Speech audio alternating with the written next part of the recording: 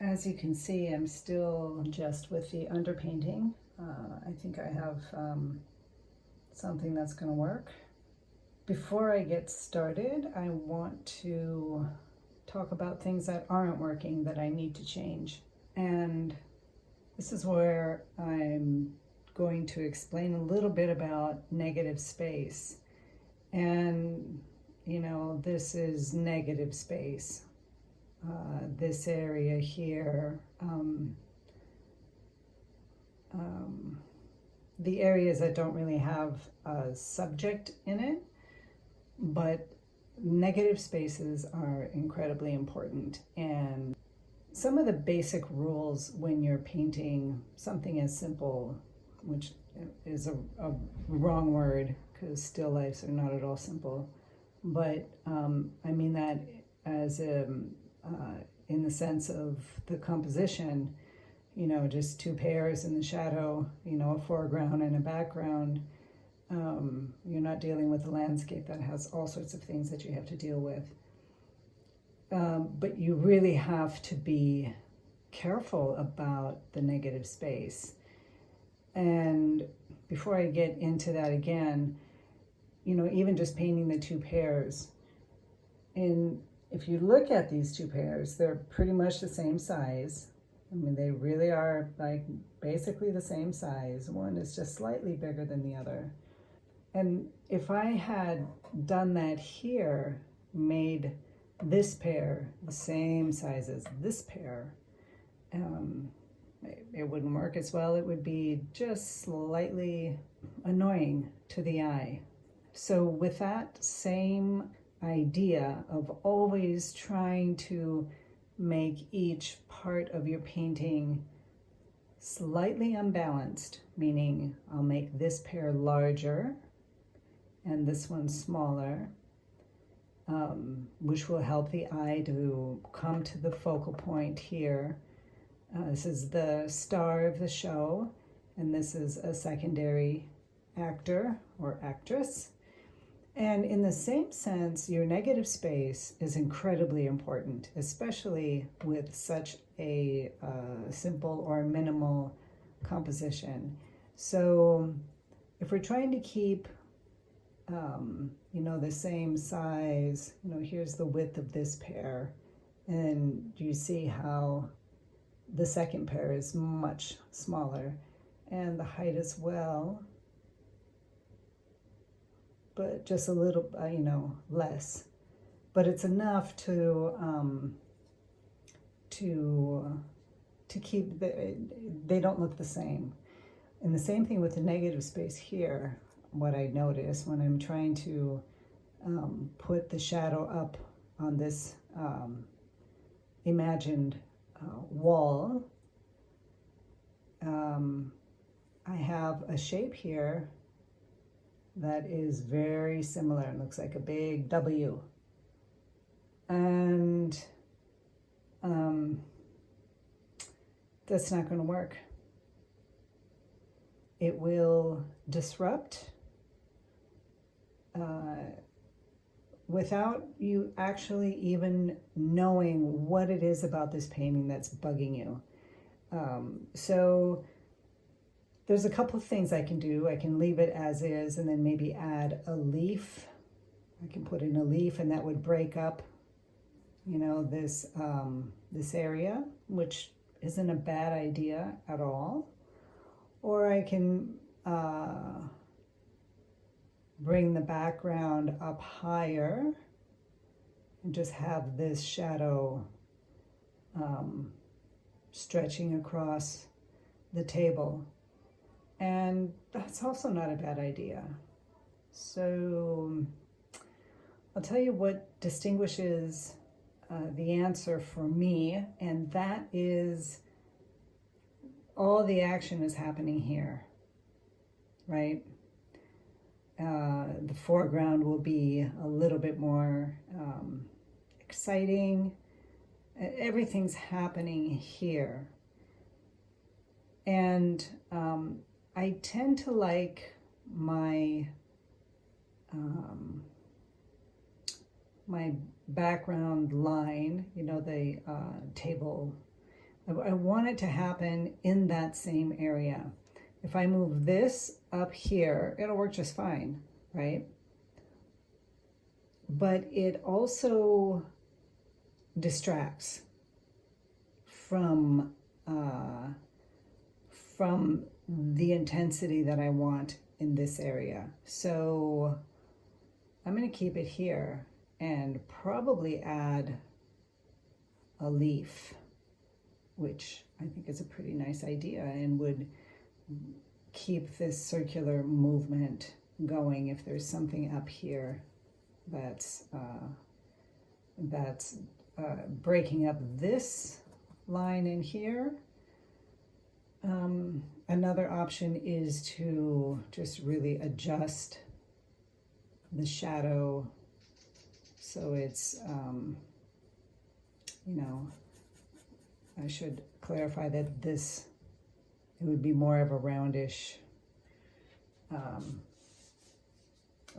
shadow because, you know, this is the bulb of the pear. So it will be also like that in the shadow, but still, to me, it's just too similar, this movement here. Do you see what I'm saying? So that's the importance of your negative space. Also, you don't want your negative spaces to basically be the same shape. So here, at least, all of the negative areas are different shapes. So that's going to work well for this painting. Let's just kind of draw in a leaf.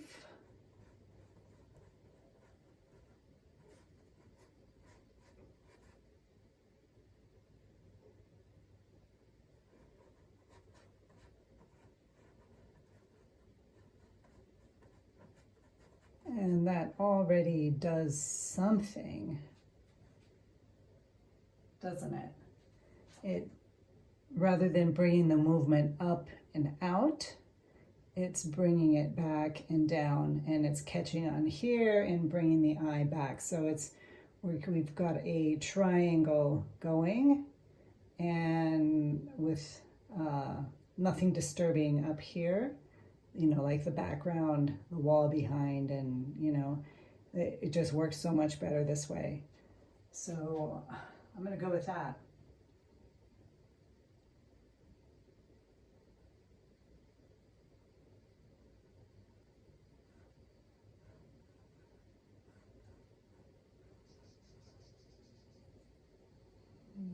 Just gonna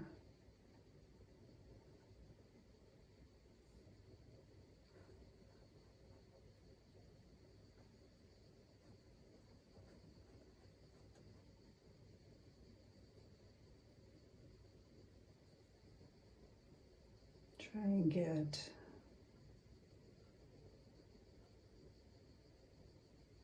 the feel of these pears on this table.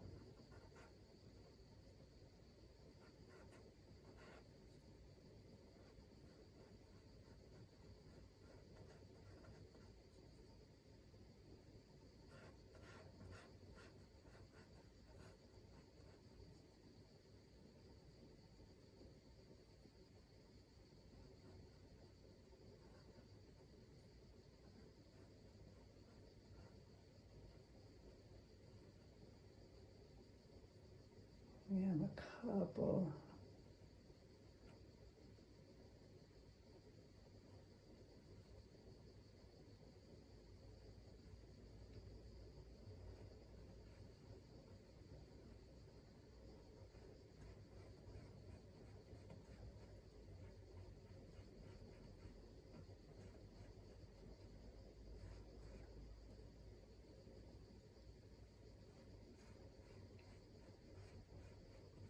I'm just going to put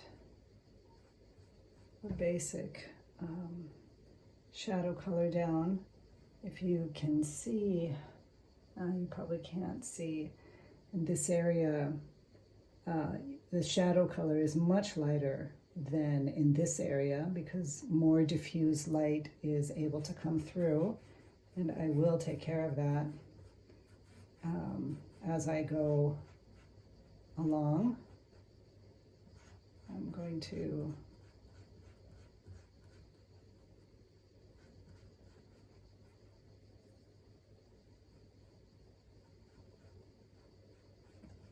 and I think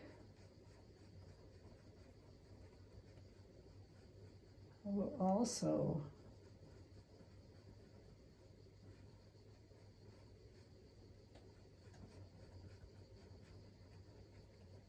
kind of minimize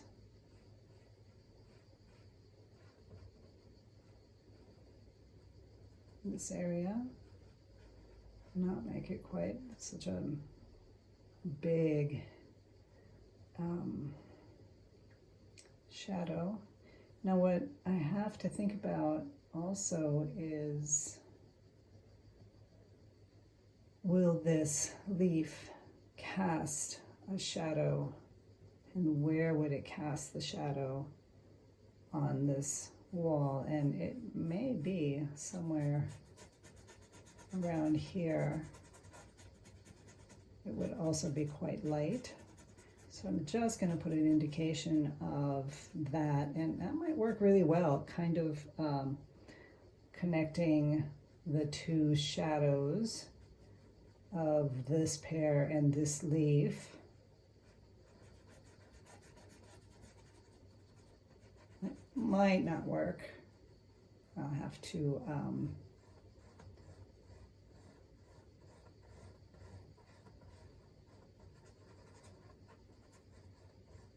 see, work on that. And since these pears are close, this pear would also have, there would be some kind of shadow movement going on here as well. So I'm going to be doing a lot of guessing, which might not be a good idea. I think periodically I will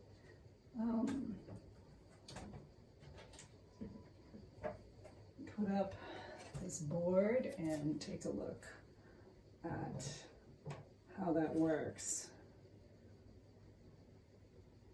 So according to this,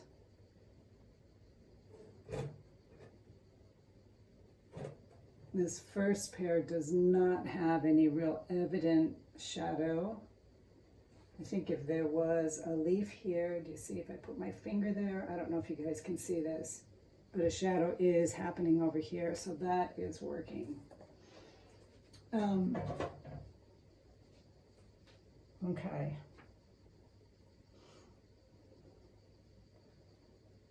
So that's working so far. Another thing that I'm going to do is also darken this area.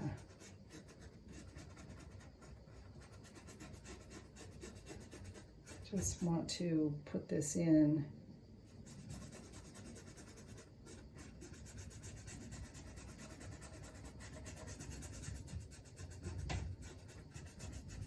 before I establish the background color there.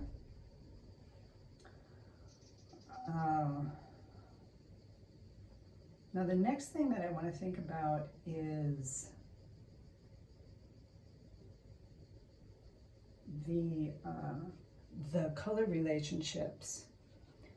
Here I have yellow and a reddish, orangey reddish color in the main pear, and green, a yellow green with the same orangey red in here. And there is this kind of light bluish board that it's sitting on, they are sitting on. And what would the background color be? And how will it affect the painting and the mood of the painting? So let me just do another, we put in a white background, You can see what that looks like. Of course, I wouldn't do white in the background, but a creamy color, which might work quite well.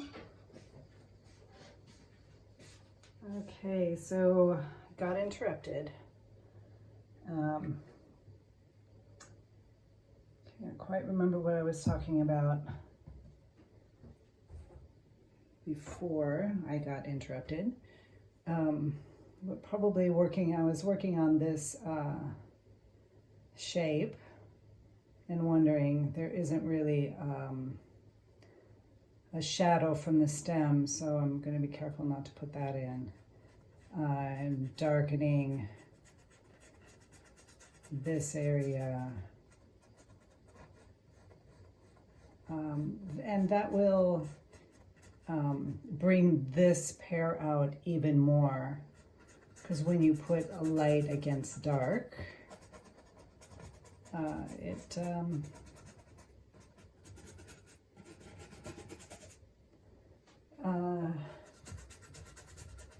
it helps it stand out more because of the contrast.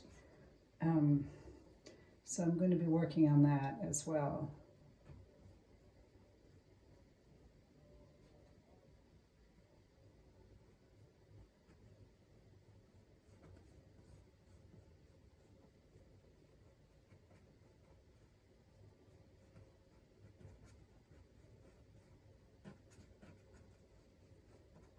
This will be more shaded.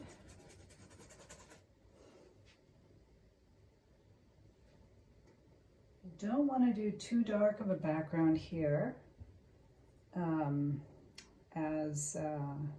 but probably around the same value as what's going to be happening up front. So I'm going to clean my brush and begin working with the first layer of this painting. I think it's a nice little composition and has things working for it. In the abstract level, we have basically a triangle. It's not quite a circle, depending on how what I do here in the foreground. But basically, I like the triangle composition. It is also triangles on their own are the sturdiest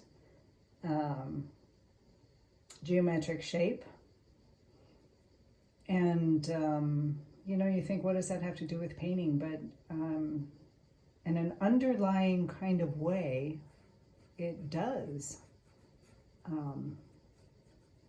have to do with the overall effect of a painting. So if you're just a beginner, you don't need to think about things like that. Don't bother with it. The first thing that we want to do, coming from a more a beginner's level, is just putting in the lights and the darks in your underpainting, just using one color and creating the shadow area and the light area. So from here, what I want to do is just put in the basic colors, no details, nothing too crazy. And I'm also going to start this with the dark colors. So I'm going to mix up, I'm sorry I don't have a camera on my palette.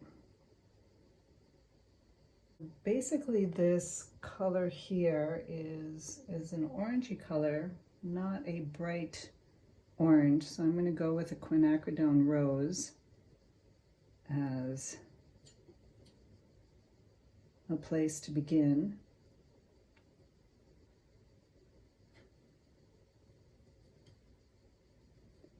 And each color on the color wheel has its warm side and its cool side.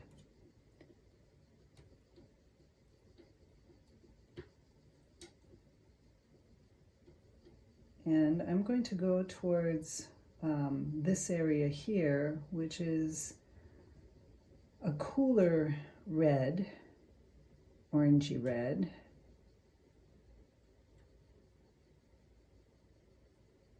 I'm mixing more quinacridone in there. I had mixed lemon yellow and quinacridone red, quinacridone rose actually, and the lemon yellow, and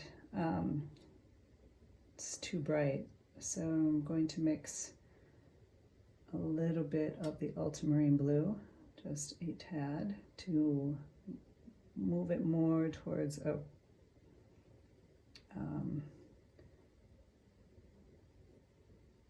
towards a more of a purpley red. Of course, it just looks red right now.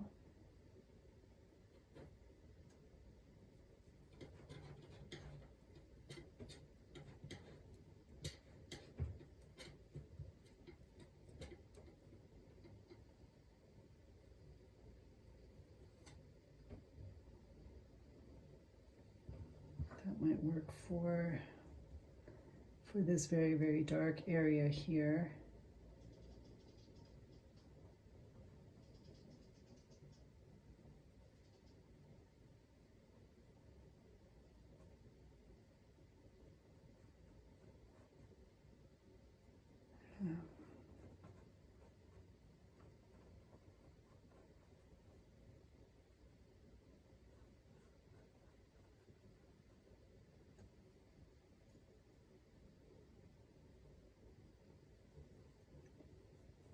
And we'll darken that even more for this shadow here.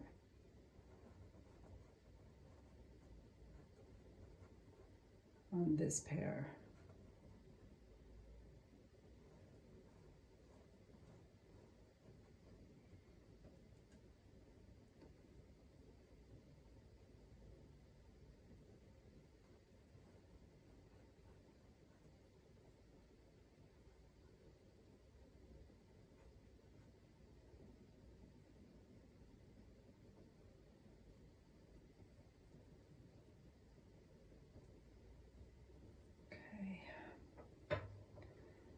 And I'm going to warm this color up, and by adding a little bit of cad yellow to the mix.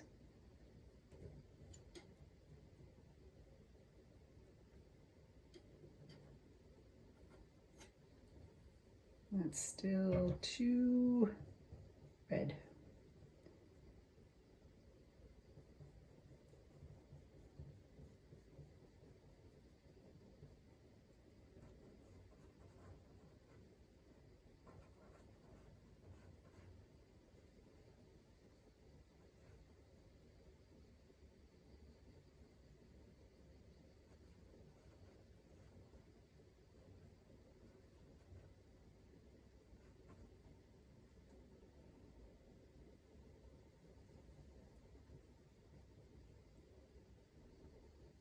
Keep adding the cad yellow and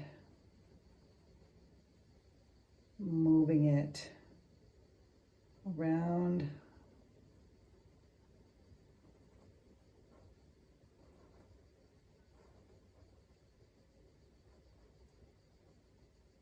I think I'll bring the red pretty much up to the stem as a way to help connect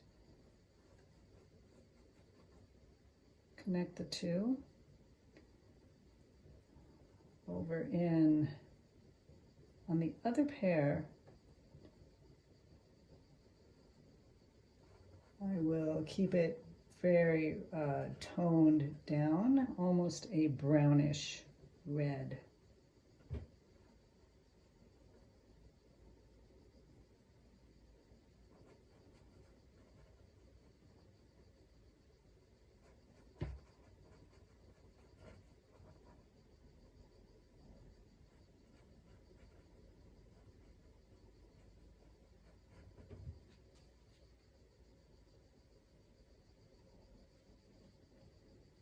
Yeah,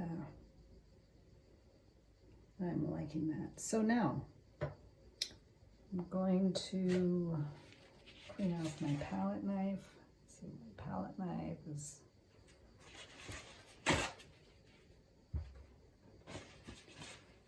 got that color on it. And I'm going to create now the green.